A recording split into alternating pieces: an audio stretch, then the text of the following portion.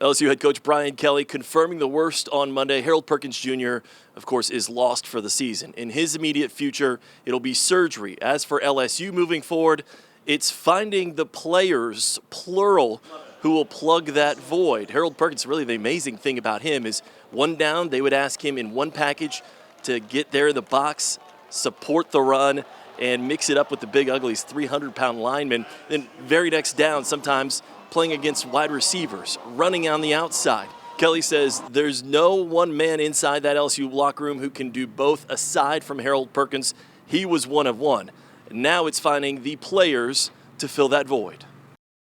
We're not going to lose, our identity or fall apart because of it.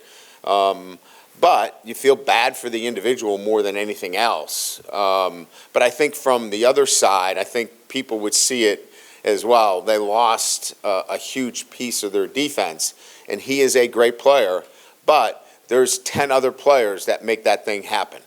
And I think it really helps now that our guys understand all 11 have to work harder and have to work together to be the kind of defense we want to be. You're either in 3 linebackers, right, and then have to deal with that linebacker being in space and covering a lot in space, i.e. against most likely a receiver, or you got to take him out and you got to put a guy that's a hybrid that can play a little bit, in the box, but mostly in space. So that's generally what you're dealing with. After the bye week, welcome to the SEC, right?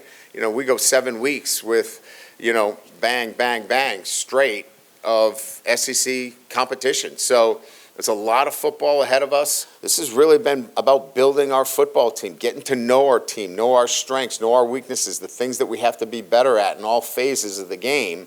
But at the same time, developing some of those younger players so that when we have to call on them, we can get the kind of play necessary to win SEC games.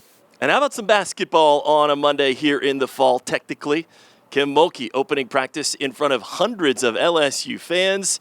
No Angel Reese this time around. That means that Flau'jae Johnson has to take that next step of leadership with this program.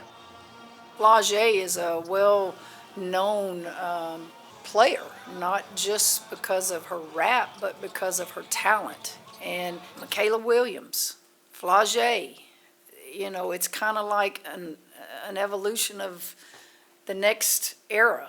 And I think those 2 young ladies have to lead and guide us. There were moments last year on the perimeter where we could put Flau'jae on the better players, but then you had to realize she's still a sophomore. And I think now on the defensive end of the floor, I want to be able to look at her and go, you can go guard anybody in our league. Mulkey entering her 40th season in coaching. Hard to believe. She called herself one of the dinosaurs of the sport, but said she is, quote, willing to adapt. That's been her key to success in longevity. Covering the LSU Tigers for your Go Nation, I'm Brian Holland.